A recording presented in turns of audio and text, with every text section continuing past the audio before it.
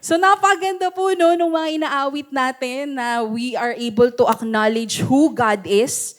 You know, that He is our healer, He is our portion. Pag sinabi pong portion, siya ang ating yung para sa atin, 'di ba? Yung kumbaga sa hatian, nasa iyo yung best cut. 'Di ba? Siya yung para sa iyo. At siya ay more than enough, sabi nga, more than enough. And we do that, 'di ba? With the love of God, the goodness of God, we don't just sing about it to earn it. Ibig sabihin, hindi tayo umaawit lang para pagalingin tayo ni Lord, para mahalin ka ng Panginoon, ma-please siya, kasi ang ganda ng boses mo this morning, ganda ng worship natin, no? Nagtatalunan yung mga tao. So, it's something na when God heals you and blesses you, it's because of who you are in Him. It's not something you earned. It's not something that you deserve. It's not a reward or approval para sa inyo, kung hindi dahil siya ay mabuting Ama. At nakikita niya ang bawat isa bilang mga anak niya. You know, one day, may pinanood po ako na clip lang sa YouTube. It's about an orphan na 13 years old na siyang naghihintay sa orphanage na maampun siya. Eh di ba sa orphanage, meron lang limit yung mga bata na pwede nilang masupport. And after that, ibabadlike na sila sa system. Ibig sabihin, bahala na sila kung anong mangyari sa kanila. So, ang desire ng bawat orphans, ng bawat bata sa ampunan or orphanage, is maampun sila. And imagine yung isang bata, doon sa isang clip na napanood ko, may isang bata na na-reach na niya yung limit kakahintay ng mag-aampun sa kanya. And he felt hopeless kasi he felt he's not wanted. Anong mali sa akin? Yun yung iniiyak niya. Anong mali sa akin? Wala bang nagmamahal sa akin? Wala bang may gusto sa akin? Kasi medyo makulit yung bata nakikita sutil. So kada may titingin na mga potential parents, pag nakikitang sutil, ay ayoko niyan. Di ba? Doon sila sa behave, sa nakaribon, yung bagong ligo, di ba? So, itong batang ito, talagang nagtatanong siya, wala bang may gusto sa akin? So, lalo siyang nag-act up, no? Lalo siyang nagpapapansin, kasi gusto niyang makita siya. He wanted to be seen, he wanted to be earned, kasi para maampon. And then one day, na kinausap siya nung caretaker nila, yung caregiver nila, and saying na, next month, ipupunta ka na sa system. Kasi tumatanda ka na, so the government will be in charge of you. Kasi dito pang bata lang, at hindi ka na namin masusupport. So yung bata, nalulungkot na siya, naiisip na niya, magtatrabaho siya ng maaga to provide for himself kasi walang may gusto sa kanya. So iniisip niya na lahat ng paraan para mabuhay, no? Until one day, there's an old man who came and said to him, I wanted you to be my son. So inayos yung papers at yung bata, hindi pa rin makapaniwala. Kasi parang 3 seconds na lang, buzzer beater. Parang buzzer beater, masushoot ba to o hindi? And then naghihintay siya, hindi ako gusto niyan kasi walang may gusto sa akin. So I'm gonna fix whatever I need to fix for myself. I'm gonna do whatever I need to do to provide for myself. Yun na yung ng bata. Hindi, pupunta ako sa system, magtatrabaho ako, magpo-provide ako for myself. Until bumalik ulit yung matanda at sinabi, eto na yung legal document that saying, you're my child.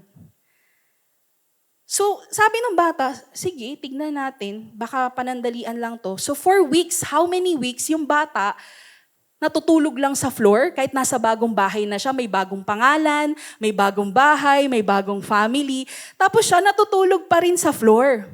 Kasi hindi siya sanay na meron siyang magandang kwarto, na may makama siya, doon siya sa floor. Kasi ang isip niya, hindi, lilipas din to, baka hindi naman talaga ako gusto. At ang ginagawa niya pa, nagtatago siya ng pagkain sa bulsa.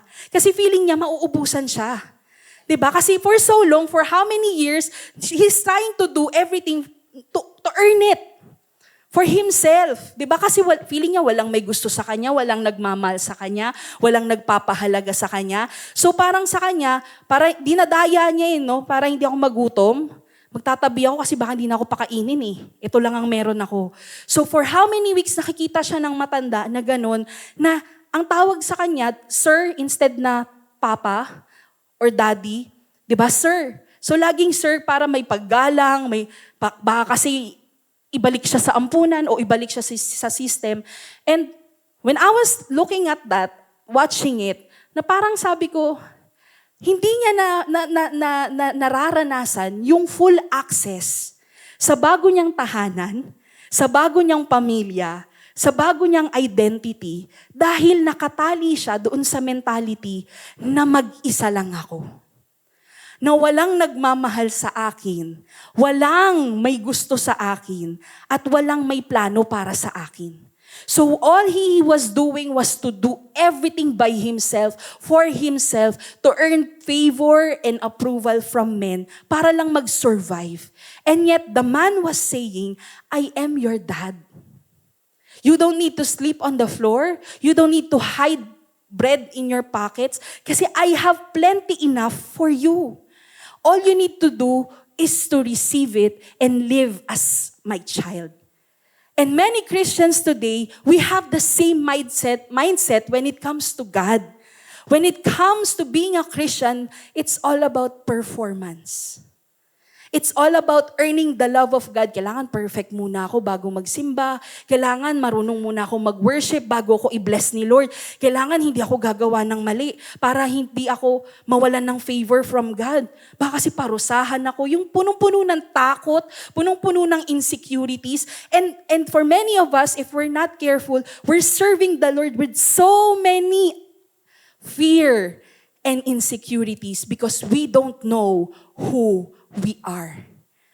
Last Sunday, we talked about a love that leaves the 99 to find the one. At napakahalaga po ng pag-uusapan natin today because last Sunday, we found out about the heart of the Father and now, ano dapat ang maging heart ng isang anak? Kasi hindi tayo pwedeng magpatuloy sa ating paglilingkod o pag-journey with God and not see Him as a Father at may iba tayong identity. Because our identity is rooted in our relationship to God as a Father, not as a member of CLC, not as a member of a ministry, not, di ba, as a tither or a giver. Di ba, na magiging obedient ako, magiging faithful ako para i-bless pa ako. Hindi, kapatid. Yung pagbibigay o yung paglalaan ng ating sarili, it should be out of our relationship to God. Kasi nawawala ang joy, nawawala ang excitement kapag you're trying to prove something eh. 'Di ba? Nagpa-perform ka lang, umaarte ka lang. So today, it's something that I really want us to really understand and grasp. How God views us and how God wants us to live it out as true sons of the Father. Today, God doesn't just want you to know that you're a child. He wants you to live like one. Kasi maaaring alam mong anak ka ng Diyos, pero parang ganun ka pa rin katulad dun sa ampon. 'Di ba? Natutulog pa rin sa sahig.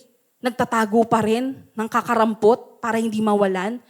And then you're trying to earn yung favor ng umampun sa'yo.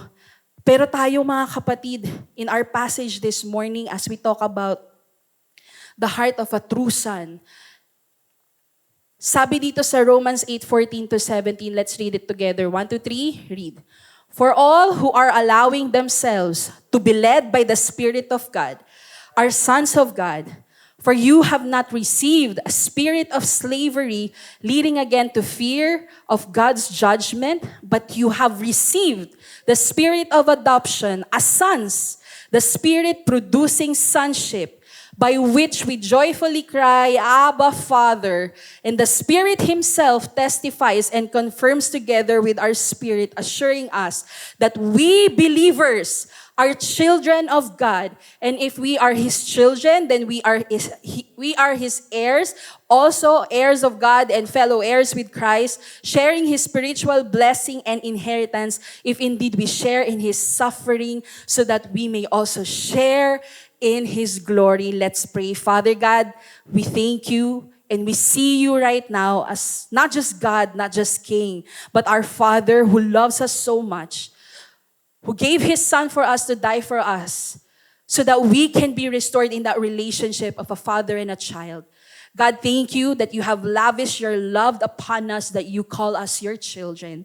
So I pray, Panginoon, that your word, as the Holy Spirit come reveal to us what we need to know. Lord, na magkaroon, Panginoon, ng breakthrough sa aming identity, and we truly be established in us so that we may live it out as true sons in your kingdom.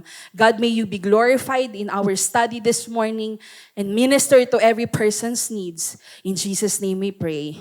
Amen and amen. So we're going to talk about something very close to the heart of God. Today, we're going to know what it means to have the heart of a true son. And we're going to look at Jesus, who left the 99 and follow His ways because He made it perfectly to become the perfect true son. Paano ba naging totoong anak si Jesus sa Ama? At yun po ang tawag sa atin ngayon, di ba? Binigyan tayo ng espiritu, hindi lang espiritu ng kapangyarihan, sabi, pero ang sabi dito, spirit of adoption. Yan yung legal document natin, yung Holy Spirit. Ibig sabihin siya ang nag-make official, 'di ba? Na para tawagin ka ng anak, markado ka, selyado ka. Seated as a child of God. Sabi, the spirit of adoption as sons, not orphans, so that we can cry, Abba, Father. Yan po yung hindi naintindihan nung ampon na may full access siya doon sa Ama at sa lahat ng ari-arian niya.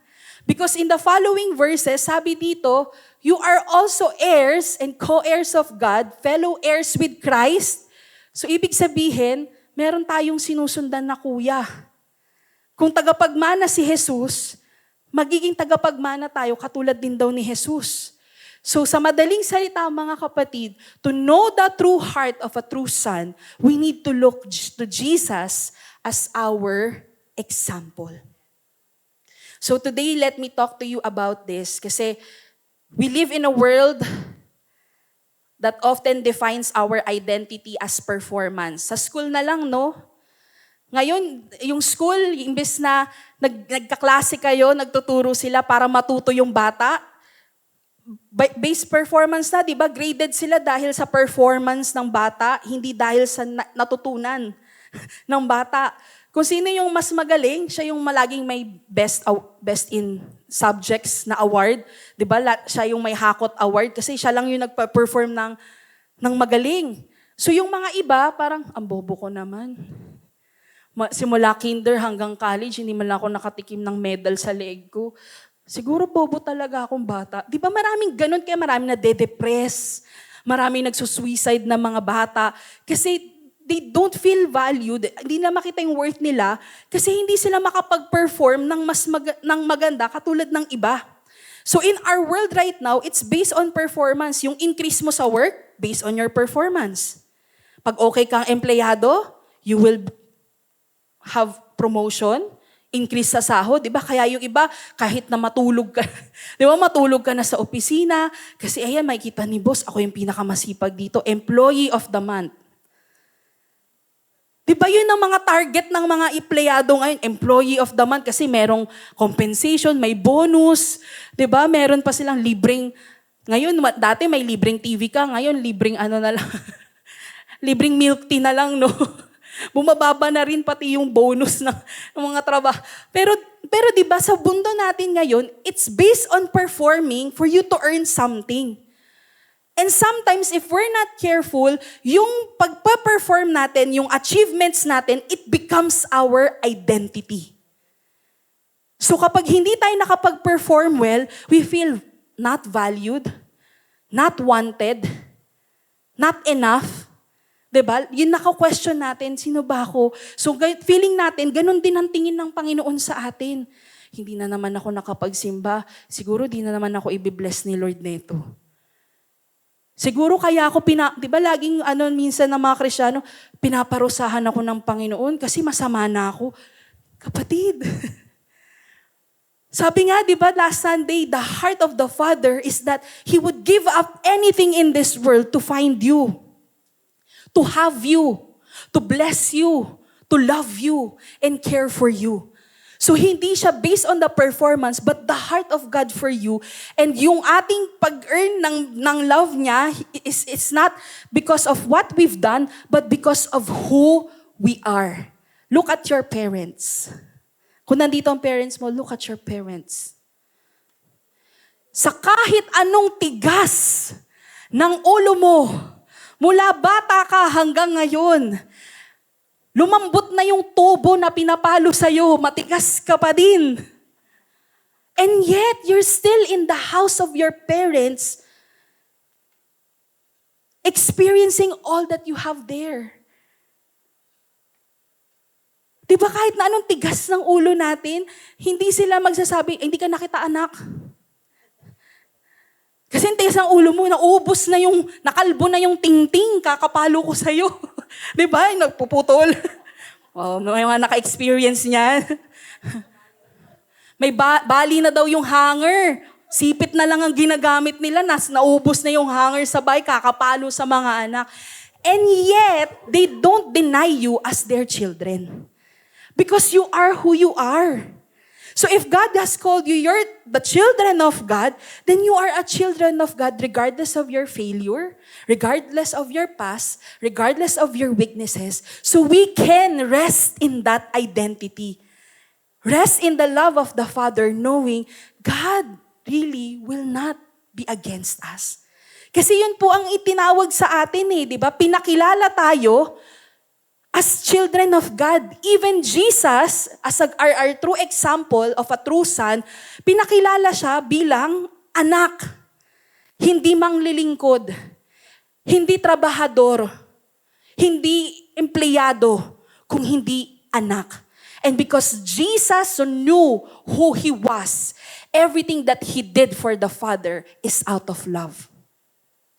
Is out of His relationship to Him. Ibig sabihin, hindi siya nagmi-minister, hindi siya nagsumusunod sa Diyos para ibigin siya ng Ama.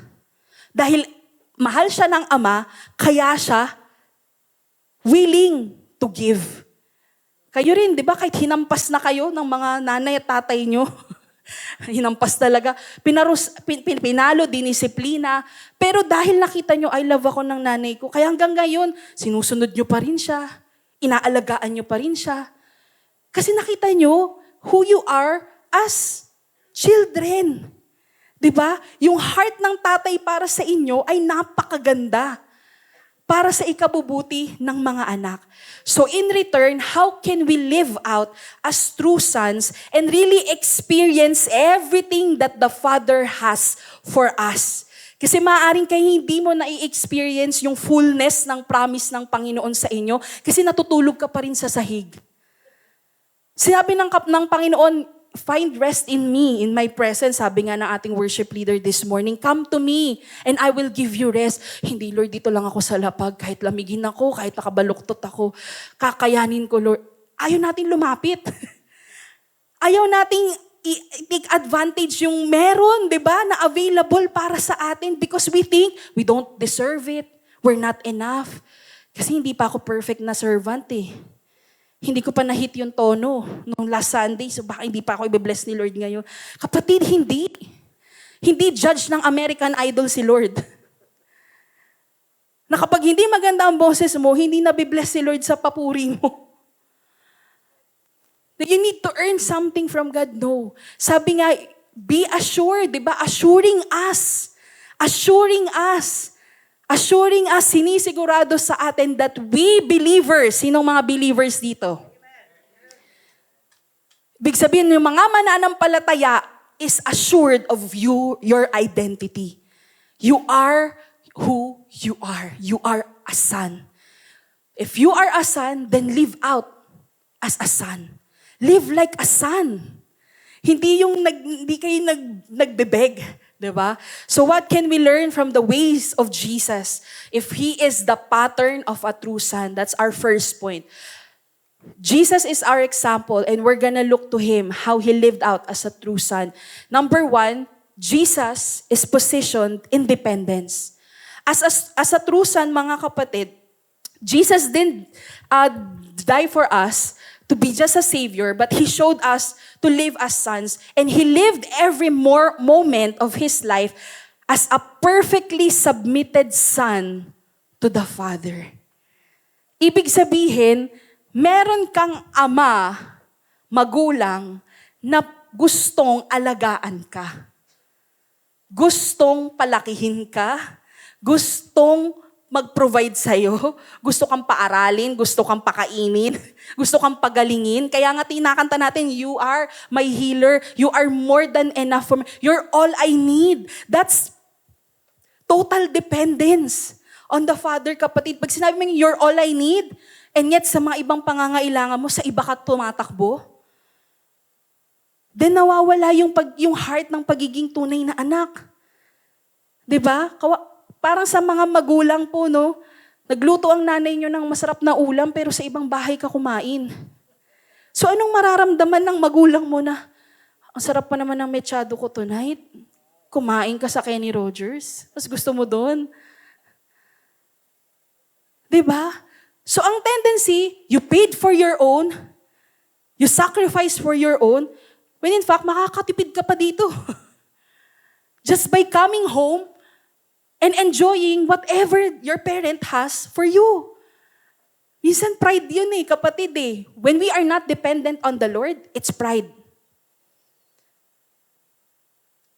It's an orphan spirit. Pag sinabing orphan spirit, I'm gonna prove something on my own. I have to earn something from my own doing. Yan po yung mga ampon. Kailangan nilang magpakitang gilas para magkaroon sila. But we are not orphans. We are true sons. So, Jesus lived every moment as a perfectly submitted son to His Father. Sabi nga sa John 5:19, Jesus gave them this answer, very truly I tell you, the Son can do nothing by Himself. Sino dito ang mga son ulit? Hindi ka lang believer Children tayo So sabi, if the Son Jesus Christ can do nothing by Himself, how do we expect that we can do everything on our own? Si Jesus na yan Si Jesus na ang nagpatunay, nagtestify, sinabi niya na I can do nothing by myself. I can only do what I see my Father do, and whatever my Father do, I also do. Ibig sabihin ko, ano lang yung pinapagawa ng tatay sa kanya, kung ano lang yung sinabi ng tatay niya sa kanya, yun lang ang ginagawa niya. Tayo po kasi marami pa tayong mga ritual. Sinabi, I will give you rest. Imbis na mag-rest ka kay Lord, may Bible ka, pero meron ka pang iba. May gala, okay lang naman may gala ka, pero pagkatapos, parang pagod pa rin ako. Siguro na si Lord nag-provide sa akin para lang kumain lang ng kumain. Hindi kapatid, hindi stress eating ang sagot sa comfort ng na kailangan mo kapatid. But God is clear, diba, that He has all you need. What will satisfy your deepest longing? And all we need to do is to just come to the Father as a son. Kasi we need to realize as sons, we cannot do everything by ourselves.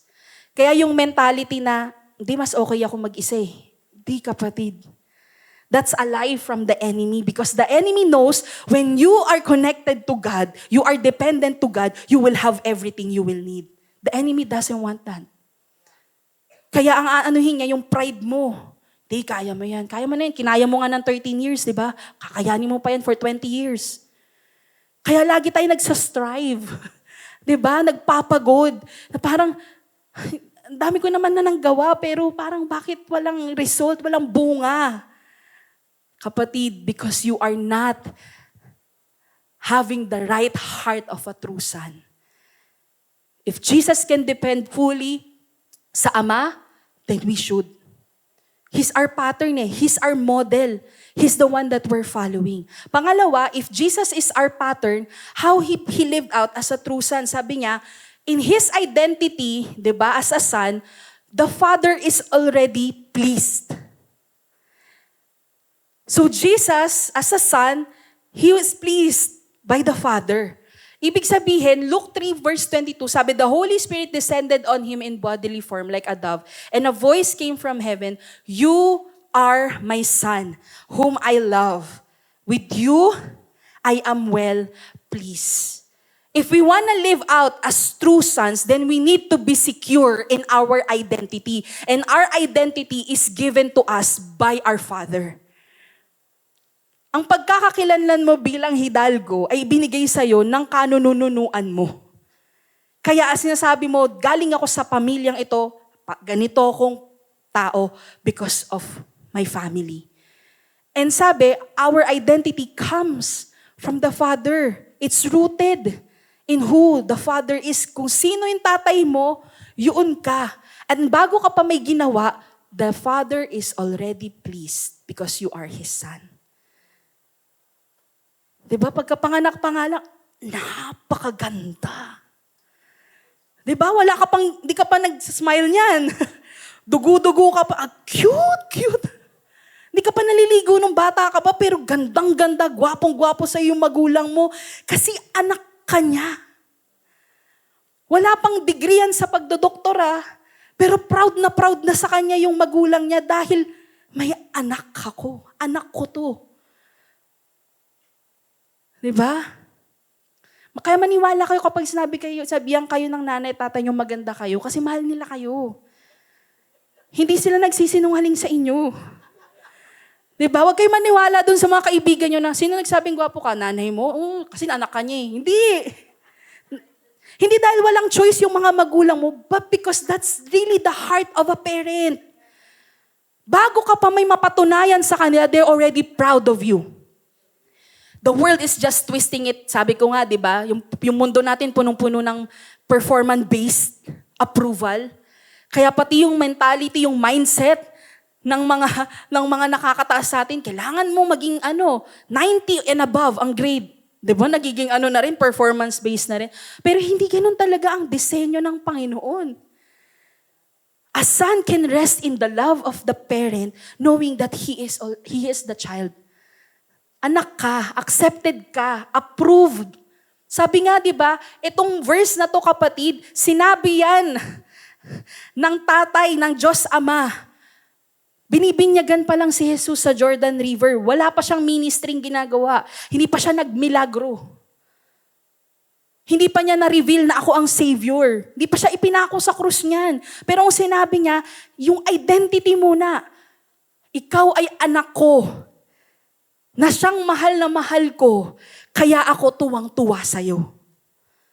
So tayo, let's stop earning the love of the Father.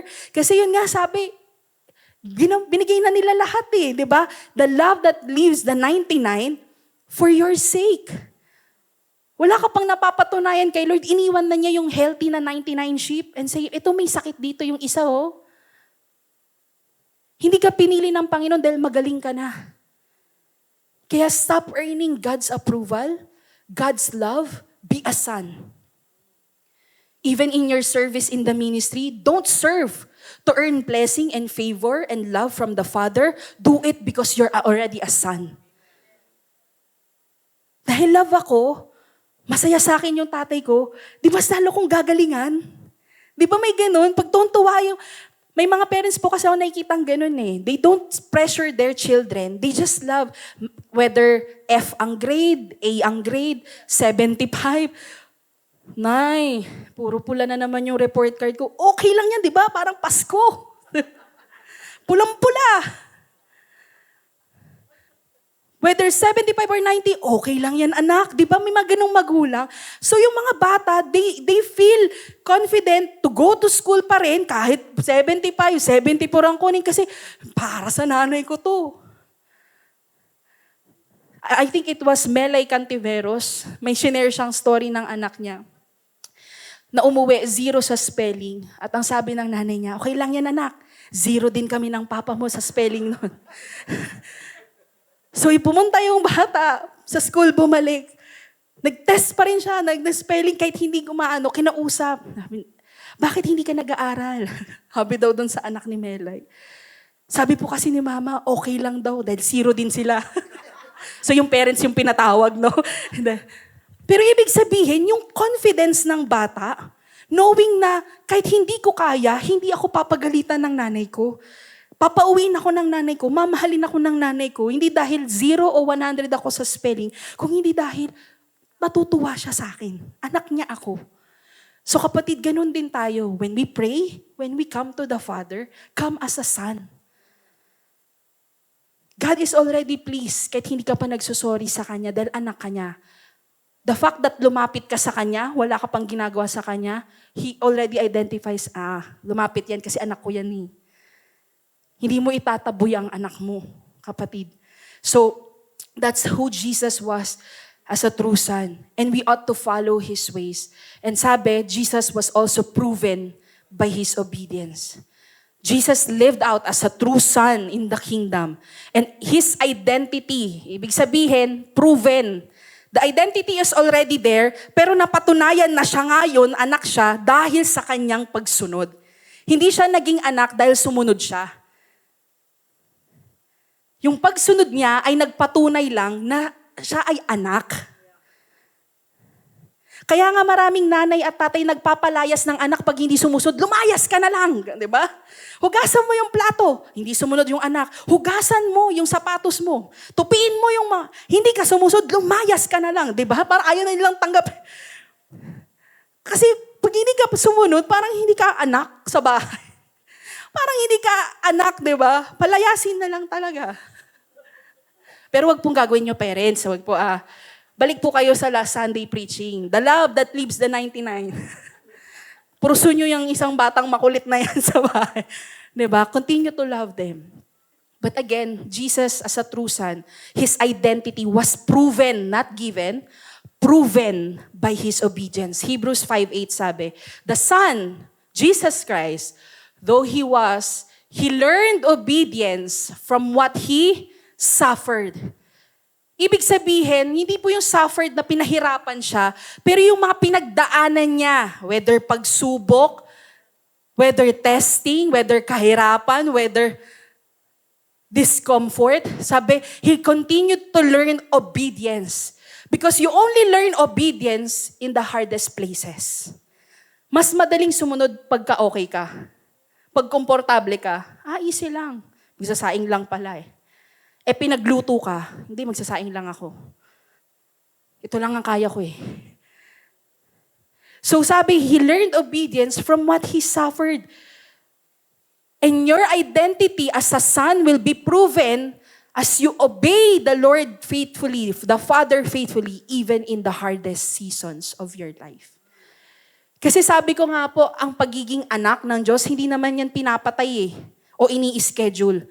Pag Sunday lang ako na nakaschedule maging anak ng Diyos. Para ma-earn ko yung favor for the rest of the week. Tapos balik na lang ulit ako ng Sunday. No, kapatid. Hindi ka orphan. Sa Greek word, ang orphan for illegitimate child is notos. Notos. Sabi mo sa takatabi mo, hindi ka notos.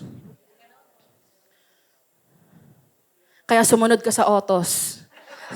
Obedience. Hindi ka notos. Kaya sumunod ka sa pinapagawa o sumunod ka sa kalooban ng tatay mo. Kasi doon makikita na tunay kang anak. Remember, ang tunay na anak, yun lang yung may mga pamana. At yun lang yung may access sa Ama. At sa lahat ang meron sa Ama. So the more we obey the Lord, the more you will experience the promise of God. Kaya yan po yung sinasabi ko, yung blessing comes in our obedience. Hindi po yun o-obey ka para ma-bless ka, hindi. The Father wants you to obey because the blessing is already there. Para makuha mo yung blessing, kailangan mo sumunod.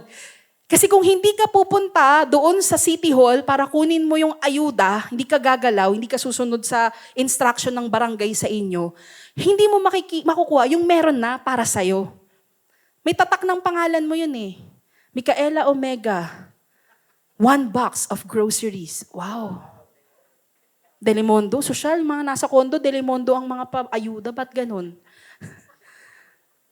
Pero 'di ba, na may pangalan ka, may merong nakalaan para sa'yo, pero dahil tinatamad ka, ayaw mong tumayo, ayaw mong pumunta, ayaw mong bumiyahe, okay na, sa kanila na lang yan. Tapos magre-reklamo ka, Lord, pakainin mo ko. Pero may sinasabi ang Panginoon, di ba? He blesses you not because you earned it, but because you obeyed. Kasi sa pagsunod mo, nakukuha mo kung ano na yung nakalatag na para sa'yo, kapatid.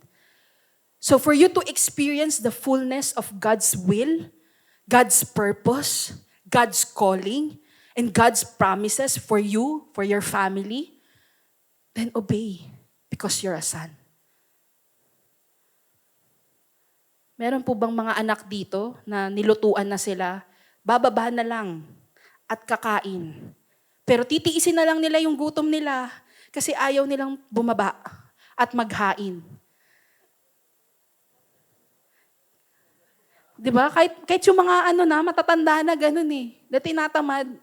Okay na, kahit merong iinit naman na ulam, hindi na. Tiisin ko na lang, bukas na lang ako kakain. Minsan ganyan tayo kay Lord. Gusto nating mag-serve. Kasi I feel called. I'm created for a purpose. Diba? Ganyan pa tayo. Yan ang status natin sa Facebook eh. I'm created for a purpose. And God says, serve. Sacrifice one Saturday to serve in my church. Layo ng biyahe. And pray ka ng pray, Lord, ano bang calling ko? Tinatawag nga kita, pumunta ka doon, malalaman mo yung calling mo. Kasi calling mo na nga yun eh. Diba? Tapos pray ka ng pray, ano bang purpose ko? Parang walang impact yung buhay ko. When God is calling you to do missions, parang dami ko yata ang mga may work pa ako, Lord eh. Tapos pray ka ng pray, Lord, ano bang calling ko? Asa mo ba ako tinawag? Tinatawag ka ni Lord, ayaw mong sumunod. So minsan, hindi natin nalalaman, saan tayo talaga tinawag ng Panginoon? Kasi ayaw natin puntahan. Ayaw nating gampanan kung ano yung pinapagawa sa atin. Kapatid, I trust me, the more you volunteer in the church, whether you have a position or not, the more you make yourselves available because you're a son, the more you will see where God has called you. The more you say yes, out of obedience, because you are a son, makikita mo, kaya pala ako pinapunta doon ni Lord. Kaya pala yun ang pinagawa sa akin ni Lord. And when you live in the will of God, you will have everything you need. When you go outside the will of God, dyan ka magsa-strive. Pag sabing strive, you do everything on your own to sustain yourself, to approve of yourself. But we are not orphans. Hindi ka anak sa labas. Hindi ka notos. Sabi mo sa katabi mo, hindi ka notos. Trusan ka. Trusan. So when we see the pattern of Jesus, and we are to follow the true Son, indeed, the perfect Son, who is Jesus, how can we live out as true sons and daughters of God? Kung nakikita na natin yung pattern niya. Kapatid, may perks or may privileges ang pagiging anak. Ibig sabihin, kapag na-adapt ka legally, may mga privileges na kasama yan. Sabi sa Romans 8:15, the spirit you receive does not make you slaves. Hindi ka alipin. Hindi ka lang nanghihingi ng kagalingan. Di ba, nagmamakaawa na, Lord, sige na, pagalingin mo naman na ako. Lord, sige naman na. I-bless mo naman, mag-provide ka naman sa akin. Hindi. But as children of God, the Father is more than willing to provide for you. Sabi, so that you live in fear again. Rather, the Spirit you receive brought about your adoption to sonship. And by Him we cry, Abba, Father. The word Abba is literally daddy. So every time you call to God, Abba, para kang batang may lollipop, si Dad. Dad. Para social, Dad. Hindi dead Hindi patay ang Diyos. So sabi sa kanta kanina, God is alive. My God is alive. Hindi dead. Dad. Ganon. Dad, Daddy. Hindi si Jesus ang daddy natin. So walang tatawag na Papa Jesus Kuya natin siya. Ang Papa natin, si Father God. Abba Father Hindi naman Abba Jesus. So correct natin yun walang Papa Jesus. Kasi sabihin ng kuya, breadwinner ako. May tatay kaya tayo. May magulang kaya tayo. Ako breadwinner. Diba? Sabi na sa Romans 8:15, you can cry out because you are adopted to become true sons. Sabi, you can cry, Abba Father. Ibig sabihin, bukas ang access. Sabi nga ni Pastora Gina, diba? Jesus made a way para makabalik ka sa sheep pen, kung nasaan, nandun lahat ng needs mo, yung protection mo, yung guide mo, di ba? If you feel lost, maybe you're outside of the sheep pen. Kung confused ka ngayon, nothing is in order in your life, maybe you're outside of the sheep pen. You need to come back and cry out, Father, Daddy, diyan lang tayo social, no? Father, Dad, I'm lost. Come save me.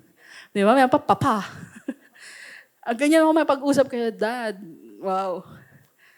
Diba? Kasi mayaman ang tatay mo sa langit, kapatid. Kaya nga nagbukas ng daan si Jesus para ma-experience mo lahat ng meron sa tahanan ng Diyos. Sa sheep pen. You need protection, you need peace, you need security. You need food to eat. Everything is in the shepherd's pen. Hindi po siya hindi po si pen ng provider. The shepherd's pen, yung kulungan ng tupa. Hindi para maging KJ na ano ba yan, ang dami namang harang, ang dami namang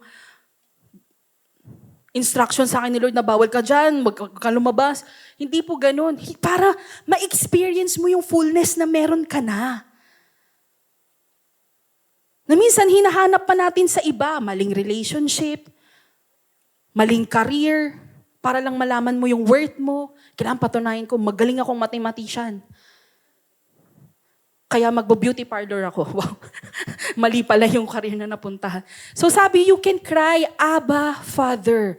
Kapatid, the privileges is one, affirmed in identity. John 1:12 sabi, yet to all who did receive Him, to those who believe, again, who are the believers here, so those who believe in His name, you have the right to become children of God. Hindi siya titulo na binigay sa'yo, but because of your faith in God. Your faith in Him, you believe that He is, yung name na yan, Jesus the true Son, na may Ama. Alright, He gave the right to become children of God. God's affirmation, kapatid, yung pag-affirm niya sa kung sino ka, should gives us stability in a world full of labels. Diba? Puno ng label dito sa mundo Pag lagi kang late, branded ka na lagi kang late. Kaya feeling mo parang di ko deserve ma-bless, hindi ako deserve ma-call ng Panginoon. Hindi ako deserve na iposisyon ng Panginoon dito sa mga pamana niya. Hindi. Kasi may label na sa'yo ang mundo Pero you can declare who you are and say, I am affirmed as a true son of God. Pangalawa, anointed with inheritance. Hindi lang stable or secure ang identity mo.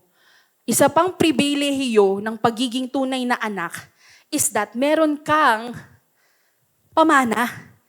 Diba? Hindi po kayamanan lang, basta pamana, inheritance. Sabi sa Galatians 4:7, you are no longer a slave, but what?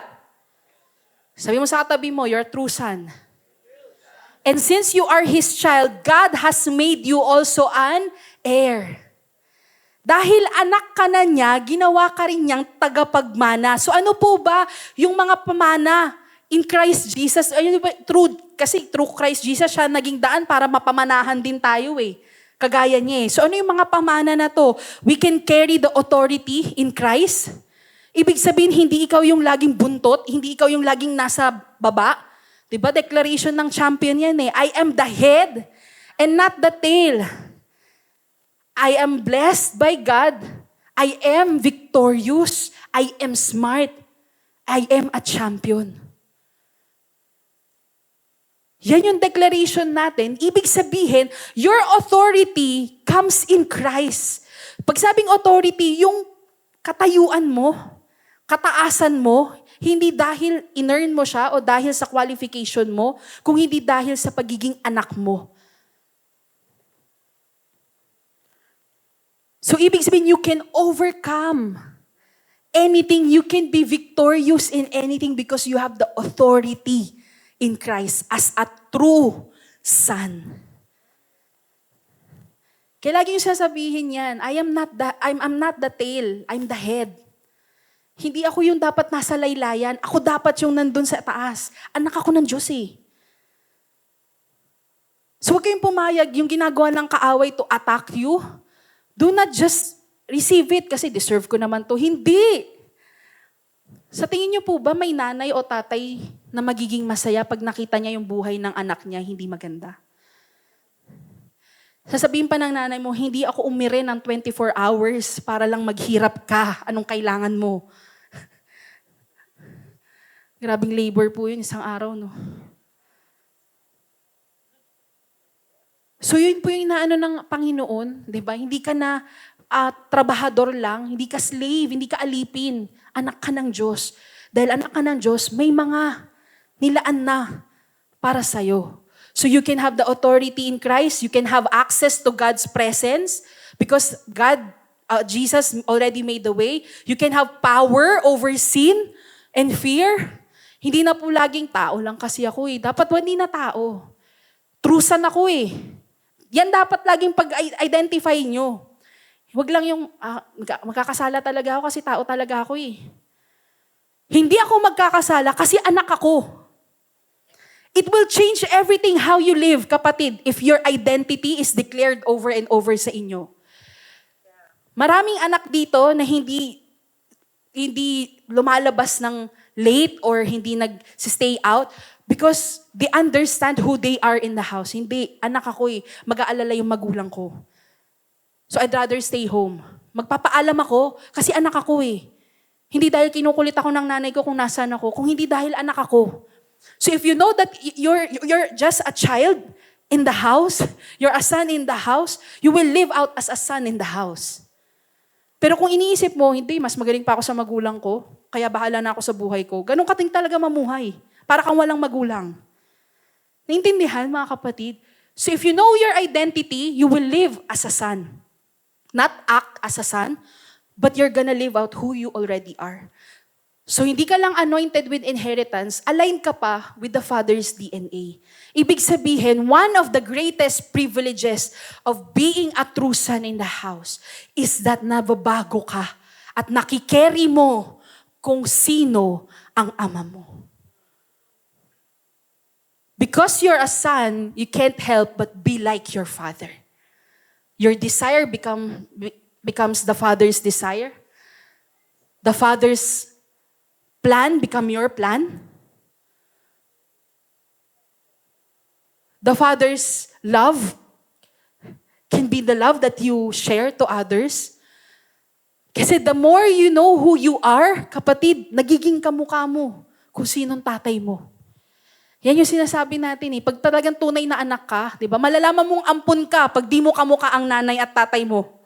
Sorry, baka mayroon nga na talagang di kamukha, no? Kasi may ganun po eh, di ba? Actually, may ganun po ko, pinsan. Ay, pinsan talaga. Kami po naman sa pamilya namin, yung nanay po namin yung ampon. Kasi lahat po kami maiitim. Nanay ko puti, pag nakita niyo yung nanay ko, mistisa po siya. So malalaman mo, pag hindi ka niya kamukha, di ba na, siguro ampon ka. Di mo kamukha yung tatay mo, di ba? At malalaman mo kung sino ang magulang, kamukha mo yung isa po doon. Tatay mo yon? Nanay mo yon? So you will know that you are a true son kapag mas nagiging kamukha mo si Father. If you carry His heart, ibig sabihin, the more you are compassionate, the more they will know that your God is the Father. Your Father is God. The more you're generous, Kapatid, they will see because the Father is generous. The more you're able to sacrifice is because the same way the Father sent His Son. Diba? Ibang klaseng sakripisyo yun, kapatid. The best.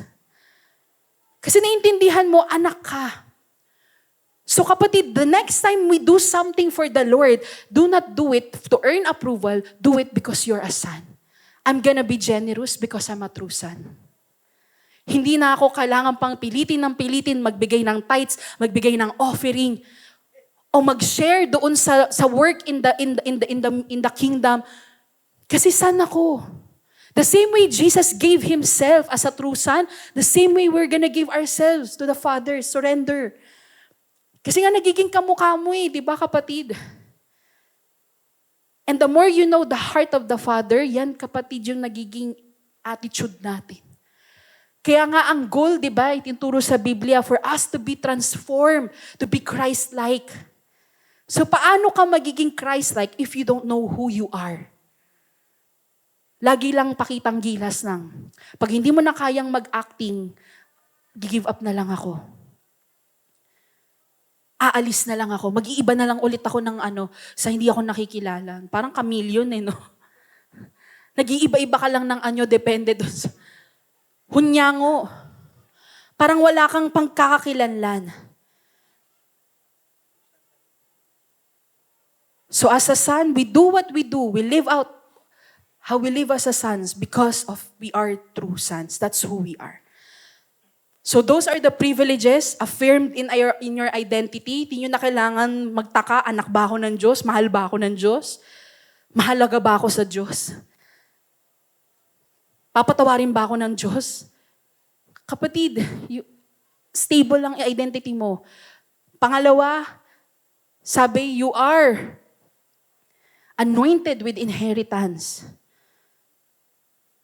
Huwag mong pagtrabahuhan ang blessing na ng Panginoon sa buhay mo.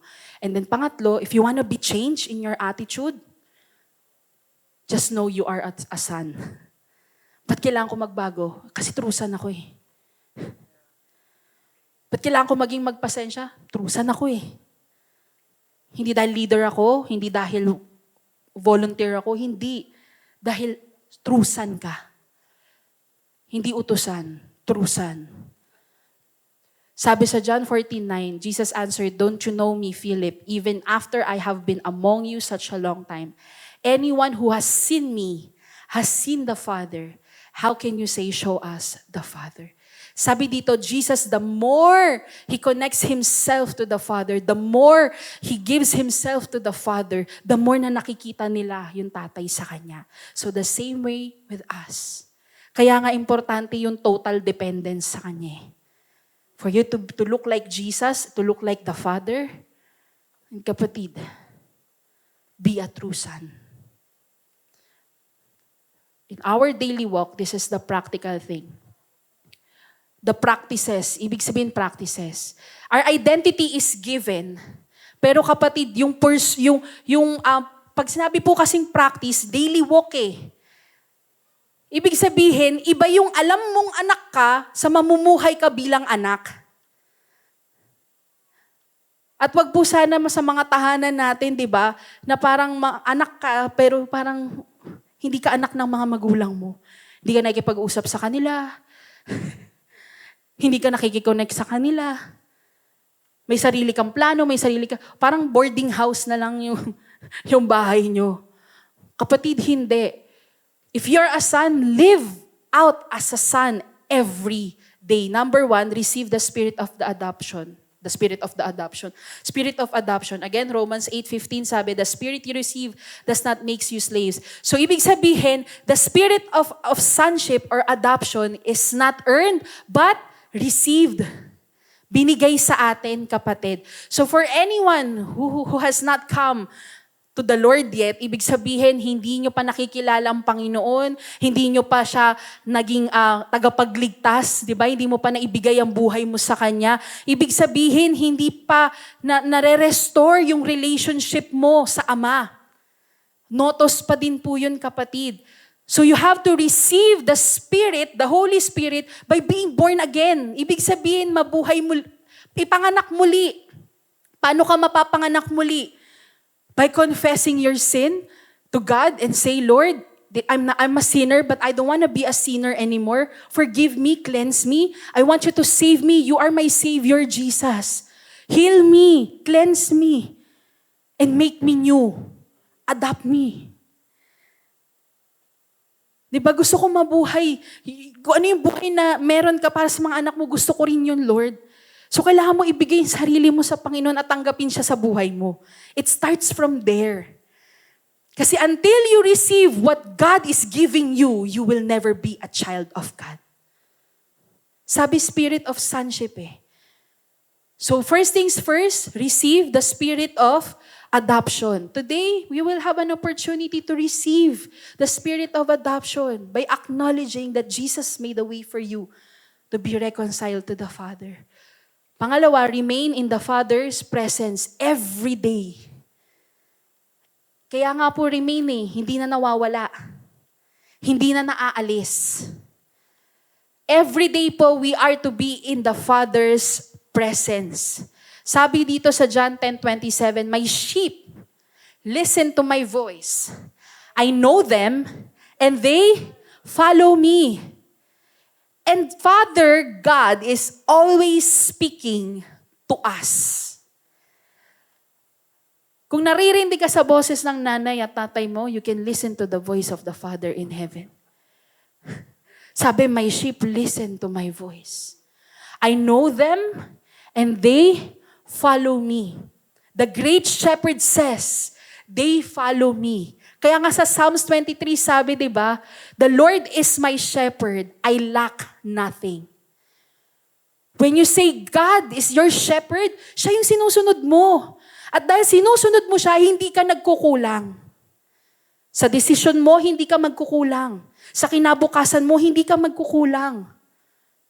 Sa calling mo, hindi ka magkukulang kasi nakikinig ka. At paano ka makikinig kung hindi ka naman lalapit sa Kanya? Hindi ka mananatili. Diba? Mga anak, mga youth, minsan sinasaraduan nyo pa ng pinto yung nanay, tatay nyo, di pa natapos magsalita eh. Yung mga sinaruduan, ingay. Diba? So si God, pagka nagsasabi sa inyo, ayun na naman, may mga Bible verse na naman. Walang, kapatid, kapag hindi naman na kayo nakikinig ng salita ng Diyos, doon tayo nawawala, doon tayo nadadapa, doon tayo napupunta sa putikan, sa kadiliman, sa kapahamakan, kasi hindi tayo nakinig. So sabi, remain in the Father's presence as a true son, not because inutos ng pastor, kasi yun ang tama. Pag ganun lagi yung sagot natin, kapatid, nagiging legalism yan eh. Pag sinabing legalism, parang utos lang na kailangan mong sundin. Nawawala yung delight. Nawawala yung pagka-enjoy mo sa Diyos. Kasi nakikita mo obligasyon. Pero dahil ginagawa mo yun bilang anak, kapatid, mas ma-enjoy mo. Paano bang gagawin ko dito? If you have been raised as an orphan, maaring lumaki kang wala ang parents mo. Walang gumagabay na parents sa'yo. Now is the time to say, I want a father because I wanna be a child. I wanna be a son. Napakagandang posisyon po kaya ang pagiging anak. Kasi trust me, even in our ministry, hindi si Jesus or hindi si God ang umaasa sa'yo eh. Tayo ang umaasa sa Kanya. Kaya nga the ministry will go on with or without you. Hindi ikaw ang hinihintay ni Lord. Tayo ang umaasa sa Kanya. Kaya kapatid, in all season of your life, remain in the Father's presence and follow His voice. Pangalawa, or pangatlo, daily practice, renew your mind in truth. Renew your mind in truth. This is a daily discipline of true sonship, mga kapatid. Hindi ka pwedeng mamuhay bilang isang totoong anak ng Diyos kung ang pag-iisip mo pa rin ay para kang alipin. Renewing your mind is how God reprograms you to love in your true identity. So dyan tayo nababago, kapatid, sa pag-iisip natin. Then last thing, respond in loving obedience. Ibig sabihin, the more we hear the Father's voice, the more we are being renewed in your mind, we need to respond Ibig sabihin ng response sa Tagalog, tugon, I am a true son. Yun po ang tugon natin sa umagang ito ha. I am a true son. Susunod ka sa Panginoon dahil tugon? Oh, galing. May tugon. Kasi respond. Tutugon ka sa kung ano ang kalooban ng Ama sa'yo, sa ano ang pinag-uutos ng Ama sa'yo, sa anong pinagagawa ng Ama sa'yo, sa anong plano ng Ama sa'yo, through loving obedience. Loving. Sabi niyo mga kapatid, pag sinabing loving obedience, even loving God, we love God because He first loved us. It's always out of the Father's initiative. Kaya ka tayo sumusunod kasi mahal tayo ng Panginoon eh. So, susunod ako dahil mahal ko rin siya. Kaya loving obedience. Don't let your heart be filled with so much duty na nauuna yung activity kaysa sa intimacy. Ibig sabihin, nawawala yung love. Nawawala yung joy. Kasi parang trabaho lang. Walang personalan. Hindi kapatid, with God, everything is personal. You are His child eh. You matter to Him. Kaya ang Diyos laging, hindi naman nangingialam, pero laging may habilin, may plano para sa lahat ng area ng buhay mo. Kasi anak ka niya eh. Ako po, ilang taon na ako, hindi ko nasasabihin yung edad, baka magka-offendan pa tayo rito. Pero kahit hanggang ngayon ko na-appreciate yung mga habilin ng nanay ko, na kahit malayo siya at alam niyang may sarili na rin akong buhay, pero she continues to give me advice. She continues to pray for me. She continues to correct me. She continues to remind me of the things, yung pagkain mo, yung ganito mo siya. Ganun, kahit na tumanda ka kapatid, habang may magulang ka, they will always be present in your life. Hindi para i-overstep yung mga decision mo, but to just guide you and care for you and just love you and be there for you. Kasi hindi ka naman notos eh. May magulang ka. Kaya tayo kapatid, the more we hear the voice of God in our life, obey in love. Follow joyfully. Di mo yung katabi mo, masaya ba siyang nandito siya? O parang inistorbo yung gising. Ay, yung tulog. Parang napilitan. Di mo kung nakapaghilamos ba siya today? O woke up like this kasi malilate na daw eh. Diba? Pero loving obedience, when we raise our hands because we love the Father because we know He loves us. We are sons. We serve because we are sons. And as we end this, kapatid, the pursuit of true sonship, pag sinabing pursuit, it's a lifelong journey. A lifelong journey, mga kapatid. Intentional journey of every believer to grow into our full identity. Kasi sabi ko nga, hindi naman tayo magiging mabuting anak in one night eh.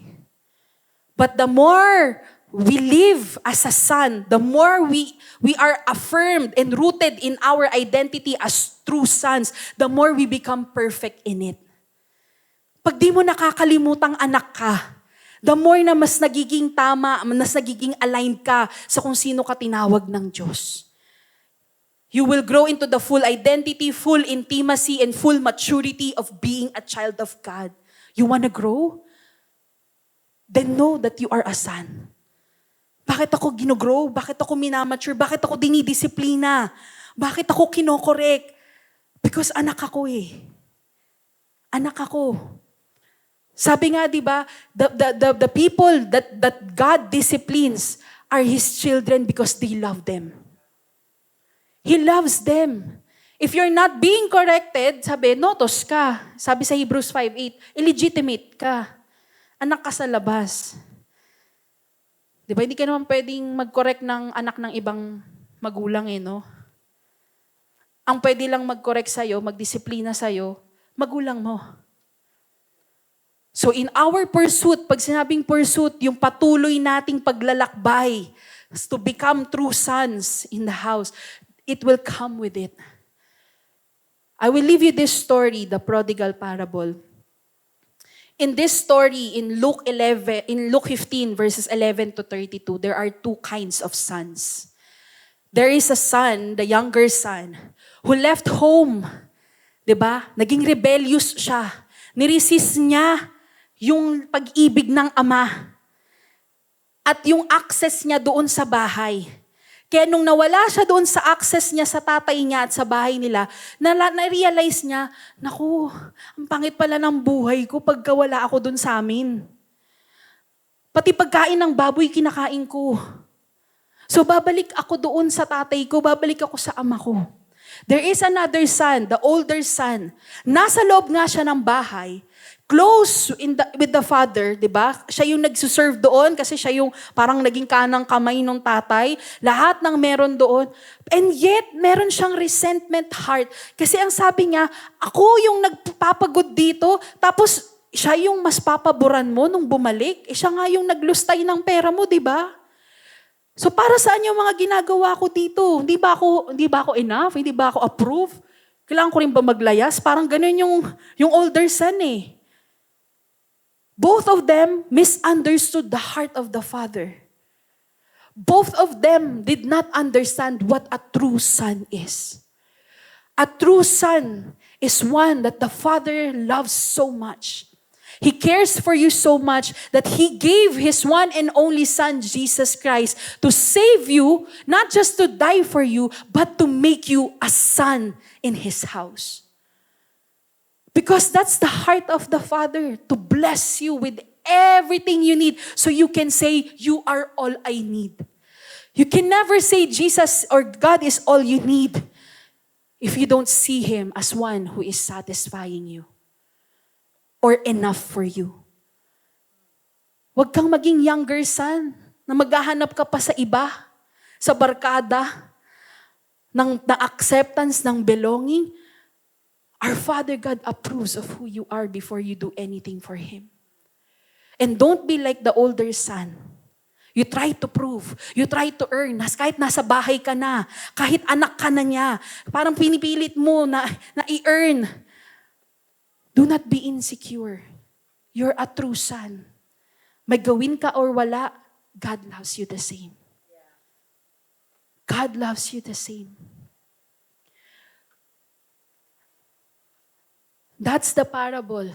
The more you understand who the Father is, the more you'll walk in your identity as a true son. The more you understand who the Father is, His heart is for you, the more you'll walk in your identity as a true son. Everything you do is because of your identity as sons and daughters of God. I hope you receive that today, church. Because napaka-importante ito sa Panginoon. That we live out not just as servants, not just as members of the church, but as true sons of the Father God. Kasi kapatid, in all the things that we do here, all the things that we give, we do not earn people's approval. We do not earn the world's achievements. But we do it because we want to glorify our Father in heaven. So much so that you know He already loves you. Kaya let everything you do be out of love for the Father.